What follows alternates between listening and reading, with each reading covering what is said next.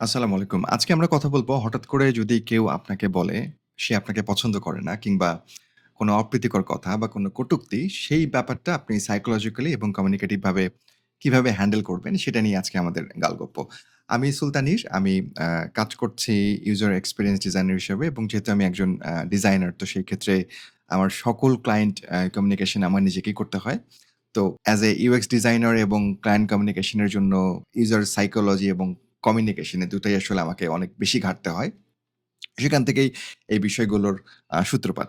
তো সাথেই থাকবেন আমরা এটাকে একটু ব্রেকডাউন করব যে আসলে আমরা কিভাবে এটা হ্যান্ডেল করব। যে কেউ যদি আমাদের সরাসরি বলে তারা আমাকে পছন্দ করে না কিংবা কেউ যদি আমাকে নেগেটিভ কোনো উক্তি করে বসে সেটা যেকোনো সিচুয়েশন এ হোক না কেন, তো সেটাকে আমরা কিভাবে আ সাইকোলজিক্যালি হ্যান্ডেল করব পজিটিভ কমিউনিকেশন এর থ্রুতে সেটা আজকে আমরা এই ভিডিওর মাধ্যমে জানার চেষ্টা করব। তো শুরুতেই আমরা এই দলটাকে বাদ দেই যে একটা দল আমাকে কখনোই পছন্দ করে না বা করবে না। আমি যাই করি না কেন, সেটা আমি মন্ত্রী হই, সমাজসেবক হই বা ফ্রিল্যান্সার হই বা যাই হই না কেন। একটা দল সবসময় থাকবে যে দলটা আপনাকে পছন্দ করবে না। আপনি যে কাজটা করছেন তার প্রেক্ষাপটে। আপনার সাইকোলজি, আপনার এথিক্স, আপনার অ্যাক্টিভিটি তার পছন্দ হবে না। তো এই দলটাকে আমরা আসলে বাদ দিব। কারণ এদের সাথে আমার ডিল করার কোনো সুযোগ নাই। কারণ এরা আসলেই আমাকে পছন্দ করে না। এটা সবার ক্ষেত্রেই হয়। কারণ আমি বিরিয়ানির প্যাকেট না যে সবাইকে আমি খুশি করতে পারব।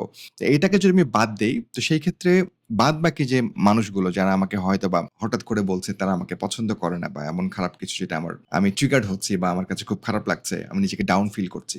তো সেটা আমরা সাইকোলজি এবং কমিউনিকেশন এর অ্যামেজিং কম্বিনেশন এ চেষ্টা করব এটাকে কিভাবে আমরা মেইনটেইন করতে পারি বা হ্যান্ডেল করতে পারি।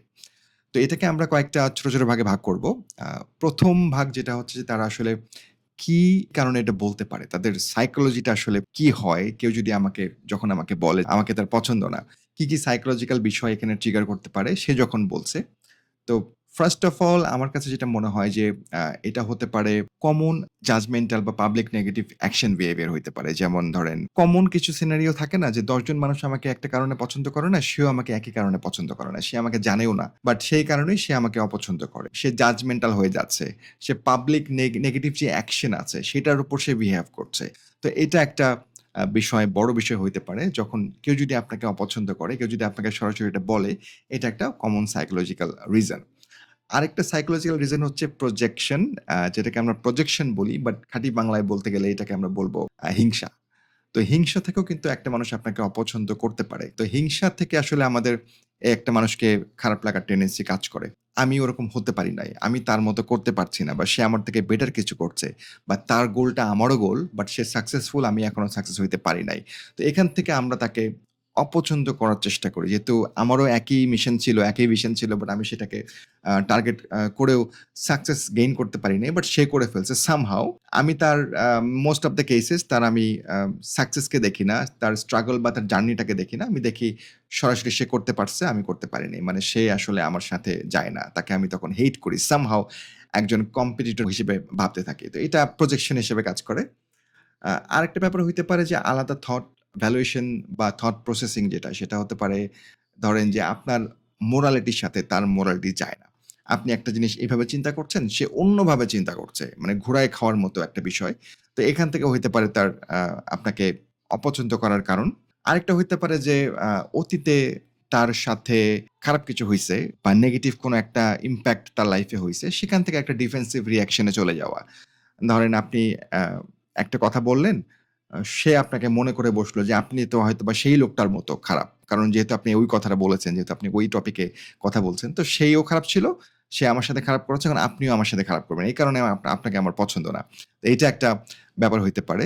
বাট আমাদের সমাজে আরেকটা বড় কারণ যেটা হইতে পারে সেটা হচ্ছে ডমিনেটিং বাট পাওয়ার প্লে করা বা ডমিনেট করা বা নিজেকে সুপিরিয়র লেভেলে চিন্তা করা বা অন্যদের থেকে নিজেকে আলাদা হিসেবে জাহির করা। যেমন ধরেন যে আমাকে সবাই পছন্দ করছে। এখন আপনি বললেন, আ সুলতান ভাইরে তো আমার ভাল লাগে না। এই লোক আমার বিশেষ সুবিধার মনে হয় না, অপছন্দের। আমি তাকে পছন্দ করি না। এই যে সবাই আমাকে পছন্দ করছে, আপনি একজন মানুষ আমাকে অপছন্দ করছেন, এটাই আপনার নিজেকে একটু জাহির করা হয়ে গেল। সবাই মনে করবে, "আল্লাহ! সে অপছন্দ করে, নিশ্চয়ই কোনো একটা ঘাপলা আছে। কি হইছে ভাই, কি হইছে?" এই যে একটা আপনাকে superiorship দেওয়া, আপনার একটা superior লেভেলে নিয়ে যাওয়া।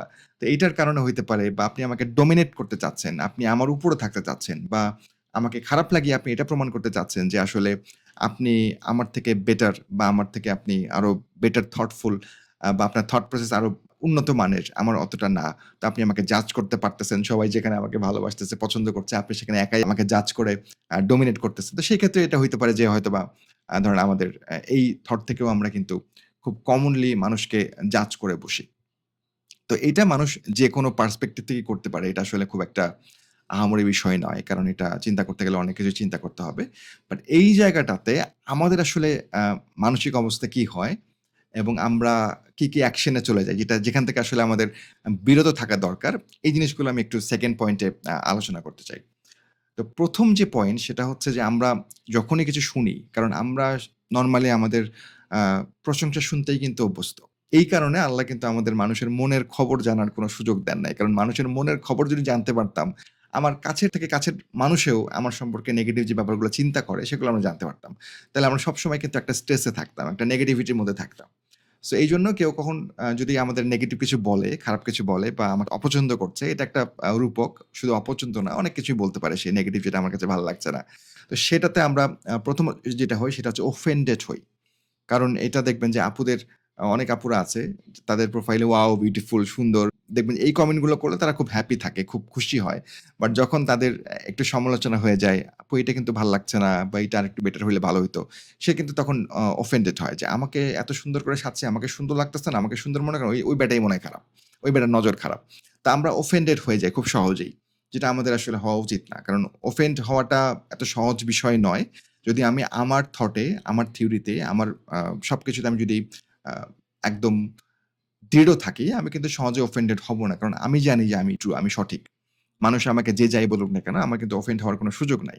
2nd যেটা আমরা হই সেটা হচ্ছে যে আমরা ইমোশনালি ডাউন হয়ে যাই। যেমন ধরেন যে আমরা কোনো একটা পাবলিক প্লেসে গিয়েছি। সেখানে আমি একটা enthusiasm নিয়ে গিয়েছি বা একটা পজিটিভিটি নিয়ে গিয়েছি। তো ধুম করে একজন আমাকে অপছন্দ করে বসলো বা ধুম করে আমাকে একটা নেগেটিভ কমেন্ট করে বসলো। সেখানে আমরা পরবর্তীতে কি হই? আমরা কিন্তু পরে হোল এন্টায়ার টাইম যে ডিউরেশন আমরা কিন্তু ডাউন হয়েই বসে থাকি। আমরা ওই উদ্যমী হইতে পারি না। একটা ব্যাপার মাথায় খচখচ করতেই থাকে যে আরো ১০ জন মনে হয় আমাকে অপছন্দ করতেছে, বলতেছে না। আরো মানুষের মধ্যে মনে হয় নেগেটিভিটি আছে আমাকে বলতেছে না। আমি মনে হয় ভালো কাজ করতেছি না। আমি মনে হয় আমার বেস্ট দিতেছি না। এই জিনিসগুলো বারবার মনে হবে। তো মনে হইলে কি হবে? আমি ডাউন হয়ে যাবো। এবং আল্টিমেটলি যে পারপাস এ আমি গিয়েছি, সেই পারপাসটা আমি কিন্তু সার্ভ করতে পারব না। খুব কমন একটা বিষয়। এটা আমরা মেক্সিমাম সময় এটা করি। তো আমাদের ইমোশনাল ব্রেকডাউন হয়ে যায়। তো এইটা আমার করা যাবে না। আরেকটা ব্যাপার ৩ নাম্বার যেটা সেটা হচ্ছে আমরা মোস্ট কেসেস আ ডিফেন্সিভ মোড এ চইলা যাই। যেমন ধরেন যে আমরা প্রমাণ করতে চেষ্টা করি যে না কেন সে আমাকে পছন্দ করছে না বা কেন সে এই নেগেটিভ কথাটা বলল, সে ট্রু না আমি ট্রু। আমরা তখন যুক্তিতে যাই, তর্কে যাই। তো এটা সিচুয়েশন ওয়াইজ আমি কিভাবে হ্যান্ডেল করবেন আমি বলছি। বাট এটাতে আমরা চলে যাই। তো এটাতে আমরা যেটা করি যে যেটা আসলে কোনো প্রয়োজন নাই। কারণ সময় নষ্ট হবে, এনার্জি নষ্ট হবে, এনভায়রনমেন্ট নষ্ট হবে। কিন্তু আপনি আসলে কিছুই প্রুভ করতে পারবেন না। আ ৪ নাম্বার যেটা আমার কাছে মনে হয় যে আমরা এই জায়গায় আমাদের নেগেটিভ এনার্জি তৈরি হয়। যা আমাদের এর পরের অ্যাকশন বা ডিসিশন নিতে বা আমাদের ওই টপিকের উপর ফোকাস করতে বাধা দেয়। বড় ইমপ্যাক্ট ক্রিয়েট করে। যেটা আসলে পুরো ব্যাপারটাকে কিনা ভেস্তে দেয়। তো এইটা আ আমরা কিভাবে হ্যান্ডেল করব? এটা আসলে আমরা সিচুয়েশন ভেদে আমরা এই ব্যাপারটাকে ডিভাইড করেছি। কারণ এটা একটা বিষয় নয়। ধুম করে মানুষ একজন আমাকে অপছন্দ করবে বা একজন আমাকে কটূক্তি করবে। এটা কিন্তু বেশ কয়েকটা সিচুয়েশন এ আমরা এটা ফেস করতে পারি। যেমন ১ নাম্বার সিচুয়েশনটা হচ্ছে যে পার্সোনালি one to one কেউ আমাকে এটা বলল। ধরেন কেউ মেসেজে আমাকে বলতে পারে বা কেউ আমাকে ধরেন ইনবক্সে বলতে পারে বা কেউ আমাকে কমেন্টে বলতে পারে। সেটা হয়তোবা কেউ দেখছে না, কেউ পড়ছে না। বাট স্টিল এটা হয়তোবা আমি দেখছি। যদি সে এটা আমাকে পার্সোনালি বলে, এটা সে কেন বলেছে? এটা আমার ১ম চিন্তার বিষয় থাকবে। তো ১ম কারণটা হতে পারে যে সে আমাকে আসলে ডমিনেট করার জন্যই বলেছে। আদারওয়াইজ সে আমার কাছে ক্লারিফিকেশন চাইতো। আমার কাছে জিজ্ঞেস করতে পারত যে, "ভাই আমি এটা দেখলাম। এটা আসলে কি? এটা যদি আমাকে একটু খুলে বলতেন আমার জন্য একটু ভালো হইতো। বা এটা আসলে কেন এরকম হচ্ছে? বা এটা আসলে কেন আপনি করেছেন? কেন আপনি বলেছেন? কেন আপনি এটা লিখেছেন?" সে আমার কাছে ক্লারিফিকেশন চাইতো। বাট শুরুতেই যদি সে আমাকে বলে যে, না সে আমাকে পছন্দ করে না, তো এটা আপনাকে বুঝে নিতে হবে সে অ্যাকচুয়ালি আমাকে আ ডমিনেট করছে। এখানে আসলে তার কাছে ভালো সাজতে যাওয়ার কোনো সুযোগই নাই। কারণ তার কাছে অলরেডি আমি ভিলেন। তার কাছে অলরেডি আমি খারাপ। কারণ সে যদি এক্সকিউজ চাইতো সে জিজ্ঞেস করতো আমাকে। বাট যেহেতু জিজ্ঞেস করে নাই, তো বুঝতেই পারছেন যে এখানে ডিফেন্ড করার কোনো সুযোগ নাই বা করেও আসলে তার কোনো লাভ নাই। কারণ সে অলরেডি মাইন্ড সেট করে ফেলছে। তো এখানে আ আমার সবথেকে বেস্ট উত্তর হইতে পারে, যেভাবে আমরা হ্যান্ডেল করব সেটা হচ্ছে যে আমরা এখানে আসলে একতরফা রিপ্লাই করব। কারণ এখানে আপনি যতই বাকবিতণ্ডে যাবেন, ততই কিন্তু পরিবেশ নষ্ট হবে। কারণ সে যেহেতু মাইন্ডসেট করে আসে যে আপনাকে ডমিনেট করবে, সে আপনাকে অ্যাটাক করবে। তো সেই ক্ষেত্রে আপনি কিন্তু তার কাছে আর ভালো হইতে পারবেন না। টেকনিক্যাল কোনো বিষয় থাকলে সে ব্যাপারটা আলাদা। বাট এখানে আপনি বলতে পারবেন যে আপনার অনেস্টির জন্য ধন্যবাদ। এটা আপনি স্বীকারোক্তি দিলেন যে, না আপনি যে সৎভাবে বলেছেন, এটা খুব ভালো একটা কাজ হইছে। তো তারপরে আপনি বলতে পারেন যে, সবার দৃষ্টিভঙ্গি বা মতামত এক হবে না বা হওয়ার দরকার নাই, এটাই স্বাভাবিক। যদি আমি আমার কোনো আচরণে কোনোভাবে দুঃখ পেয়ে থাকি না, আমি আন্তরিকভাবে দুঃখিত। তো এইটা আমরা ইজিলি কিন্তু বলতে পারি। তো এইটা হচ্ছে আমার একতরফাভাবে দায়সারা একটা উত্তর, যেখানে আমি কোনো আর্গুমেন্টে জড়াবো না, যেখানে আমি কোনো বাকবিতণ্ডে যাব না। আমি শুধু তাকে আইডেন্টিফাই করব, তার প্রবলেমটা অ্যাড্রেস করব এবং একটা ওয়ান ওয়ে অ্যান্সার আমি এখানে মেক করব যে, "আমি খুবই দুঃখিত। আমার কোনো আচরণে যদি আপনি কষ্ট পেয়ে থাকেন, আমি আসলে খুবই দুঃখিত। এবং আপনার সৎ মতামতের জন্য আপনাকে অ্যাপ্রিসিয়েশন জানাচ্ছি। Thank you very much." শেষ। তারপরে তার কিন্তু আর কিছু বলার নাই যে, "আপনি এটা কেন করছেন? আপনি এটা কেন বলছেন?" যখনই আপনি এক্সকিউজ দিবেন, তখনই সে কিন্তু পেয়ে বসবে আপনাকে। তো এই জায়গা থেকে আমরা একটু দূরে থাকতে পারি।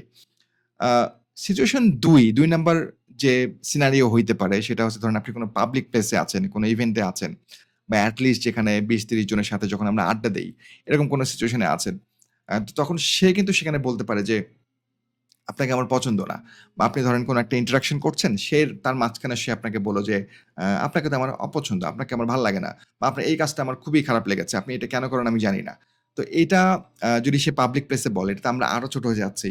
আমরা আরো হিউমিলিয়েট হচ্ছি, অপমানিত হচ্ছি। তো এখানে সে কেন বলেছে এটা যদি আমরা জানতে চাই, যদি সাইকোলজিক্যালি চিন্তা করি, এখানে তার বলার কিছু কারণ থাকতে পারে। আমরা এর আগে যে ব্রেকডাউন করেছিলাম সেখানে আমরা বলেছিলাম যে সে সবার কাছে নিজেকে আলাদা দেখানো বা আপনাকে ছোট করা। কারণ আপনাকে ছোট করতে গেলে কিন্তু আপনাকে পাবলিক প্লেসেই অপমান করতে হবে, ছোট করতে হবে।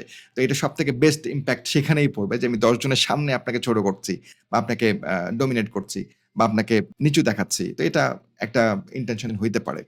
আরেকটা হইতে পারে যে, অন্যদের দৃষ্টি আকর্ষণ করা, যে সবার কাছে নিজেকে আলাদা দেখানো, যেটা একটু আগেই বলেছি। আপনার ভ্যালুটা কমিয়ে আ নিজের ভ্যালুটা বাড়ানোর যে একটা প্রচেষ্টা, এটা সে চাইলে হয়তোবা করতে পারে। তো এখানে আমরা অনেক সময় যেটা করি যে, আমরা ইন্টারোগেট করার চেষ্টা করি, যেটা করা উচিত না। কারণ ওখানে ইন্টারোগেট করে কিন্তু কথার প্রসঙ্গে কথা বাড়বে। সে যদি ডিফেন্সিভ মুড এ থাকে, সে আরো সত্য মিথ্যা বলে একটা আ তুলকালাম কাণ্ড বাধিয়ে দিতে পারে, যেটা আসলে আপনি ডিফেন্ড করতে পারবেন না। আপনি সেটাতে আসলে কোন সাক্ষী প্রমাণ দেখাতে পারবেন না। সো এখানে আমার মনে হয় ইন্টারোগেট করার দরকার নেই। মানে তাকে প্রশ্ন করার দরকার নেই। কেন আপনি আমাকে পছন্দ করেন না?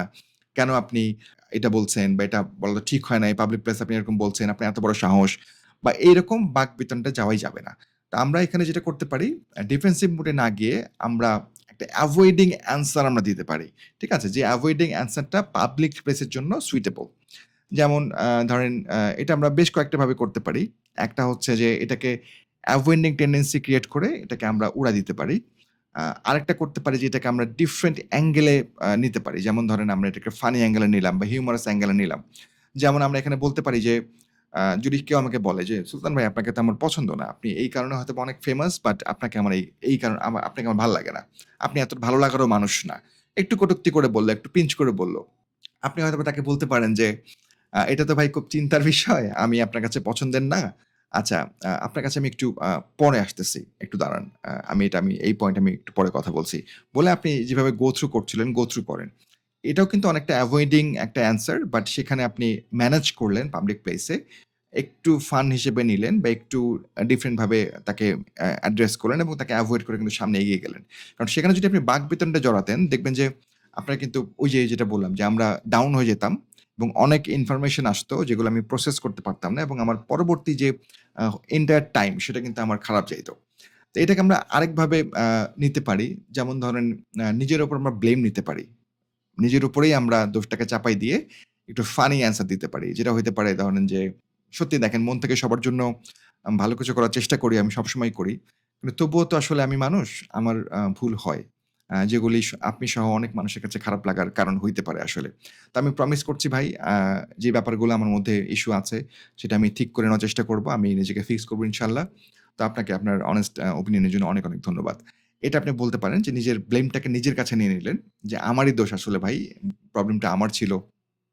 এটার আ সলিউশন ও আমিই ব্রিং করব ইনশাআল্লাহ। সো আপনাকে বলার জন্য অসংখ্য ধন্যবাদ। তাকে জিজ্ঞেস করার দরকার নাই যে, কেন আপনি আমাকে অপছন্দ করেন? কি সেই কারণ, বা সেই কারণটা যদি সে বলেও ফেলে, সেটা নিয়ে আমি আর আ আমি আর ব্রেকডাউন এ যাবো না, আমি আর ইন্টারোগেশন এ যাবো না। আমি এটাকে একটা এভয়েড করব। নিজের উপর ব্লেমটা নিয়ে আমি এটাকে এভয়েড করে যাবো। বা আমি আরো ফানি ওয়েতে বলতে পারি, হিউমারাস ওয়েতে বলতে পারি। যেমন ধরেন যে, "আল্লাহ ভাই কি বলেন? দুনিয়ার মানুষ আমারে এত পছন্দ করে। আপনি একাই অপছন্দ করতেছেন। এটা তো জাতি মেনে নিবে না বলেন। এটা কি জাতি মেনে নিবে? এটা তো মানা যায় না।" বলে আপনি হেসে উড়া দিতে পারেন। তারপরে আপনি নেক্সট এ গো থ্রু করতে পারেন। তো এটাতে যেটা হবে আমাদের এনভায়রনমেন্টটা কিন্তু স্টেবল থাকবে। সবাই একটু নরমালাইজ করতে পারবে ব্যাপারটা এবং কেউ ওইভাবে গায়ে মাখবে না। কেন আপনাকে সে অপছন্দ করে? আপনি এটাতে কি রিঅ্যাক্ট করলেন?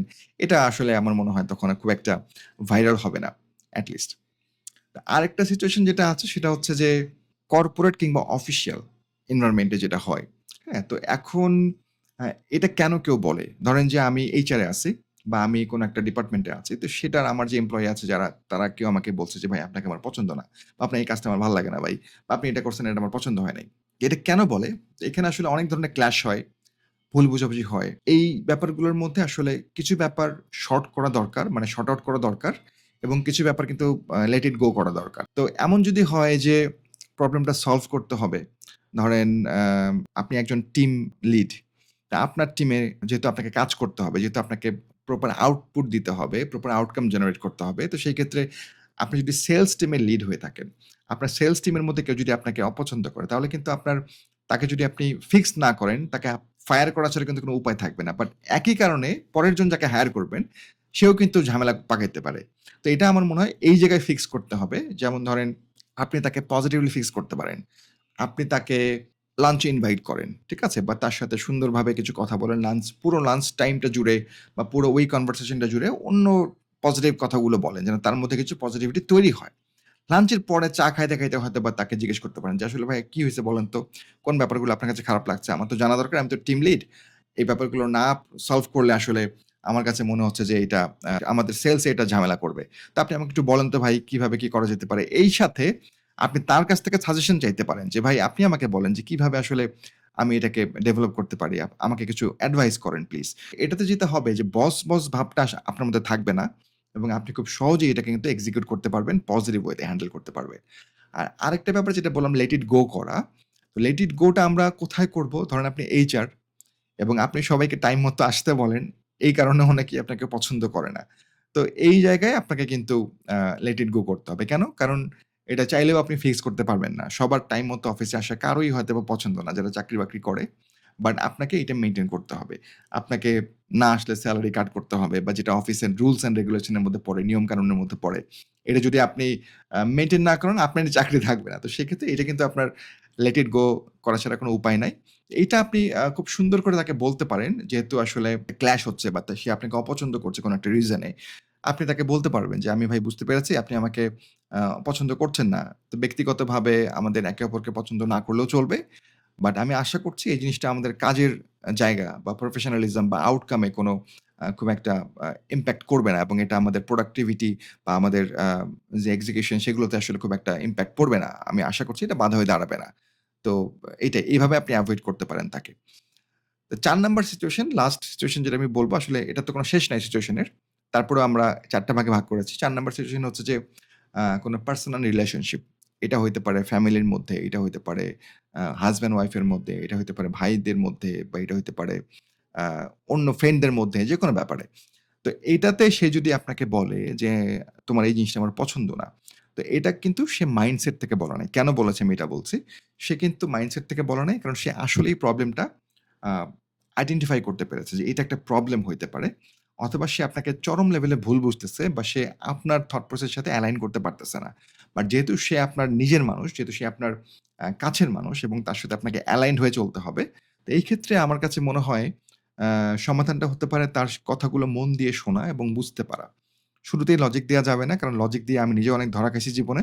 সবাই লজিকে যায় না। সবাই লজিক বুঝে না। তো তাদের কথা আগে শুনতে হবে। শুনে সময় দিয়ে বিচার বিবেচনা করে আপনাকে একটা আউটকাম জেনারেট করতে হবে। সেটা হইতে পারে নিজেকে কিছু পরিবর্তন করা। সে যেটা চায় যদি আপনার পক্ষে সম্ভব হয় আপনি নিজেকে পরিবর্তন করেন একটু, নিজেকে একটু চেঞ্জ করেন, বদলান তার জন্য। বা অন্য সময় তাকে বোঝানো যে আপনার যদি কোন লজিক থেকে থাকে যে না টেকনিক্যালি তাকে এইভাবে বুঝাইতে হবে। সে যখন ভালো মুডে থাকে বা সে যখন ওই ব্যাপারটা নিয়ে চিন্তা করছে না, তখন আপনাকে বুঝাইতে হইতে পারে।